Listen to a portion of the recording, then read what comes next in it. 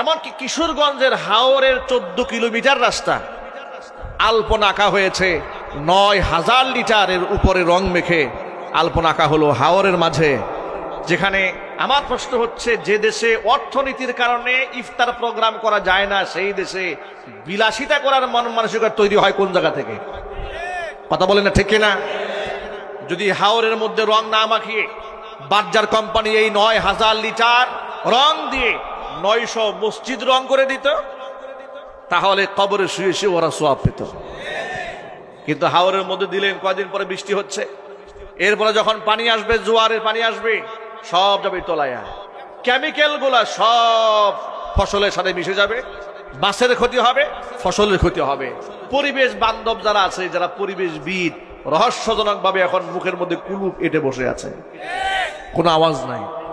তোমরা বলো যে গ্রিনিস বুক অফ ওয়ার্ল্ড, এই বিশ্বের দরবারে তোমাদের নাম উঁচা করতে হবে 14 কিলোমিটার রাস্তা রং করে। কেন?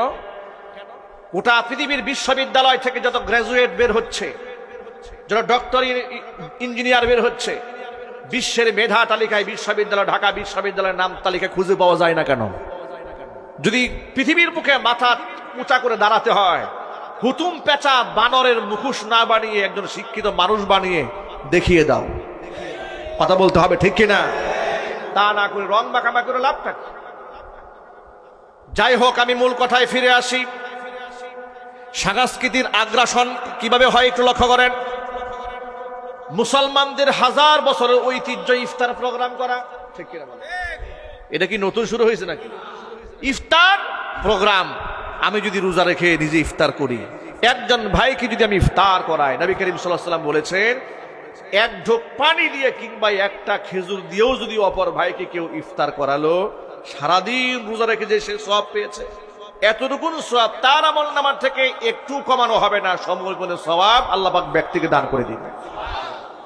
কেন এই জাতিকে এত বড় সওয়াব থেকে মাহরুম করা হলো? কেন মাহরুম করা হয়েছে? এগুলো সব হচ্ছে চক্রান্ত। কথা বলতে হবে, ঠিক কিনা? এই যে ওয়াজের মাহফিলগুলো করা হয়, জবাবদিহিতার পর জবাবদিহিতা, জবাবদিহিতার পর জবাবদিহিতা, অ্যাপ্লিকেশনের পরে অ্যাপ্লিকেশন। কেন হয়েছে জানেন? আপনাকে ছোট্ট একটা তথ্য দিই। ঢাকা বিশ্ববিদ্যালয়ে যখন রমজান মাসে রোজা রেখে এই নষ্ট ভ্রষ্ট লোকেরা নাচানাচি করলো, সাংবাদিকরা জিজ্ঞেস করলো যে, আচ্ছা আপনি যে রং দিয়ে মাখামাখি করছেন, হোলি খেলছেন, এতে করে কি আপনি রোজা রেখেছেন নাকি? বলে হ্যাঁ, রোজা রেখেছি। আপনার রোজা হালকা হয় নাই? বলে একটু নাচানাচি করলে রোজা হালকা হয় না। ফতোয়া দিয়ে দিয়েছে।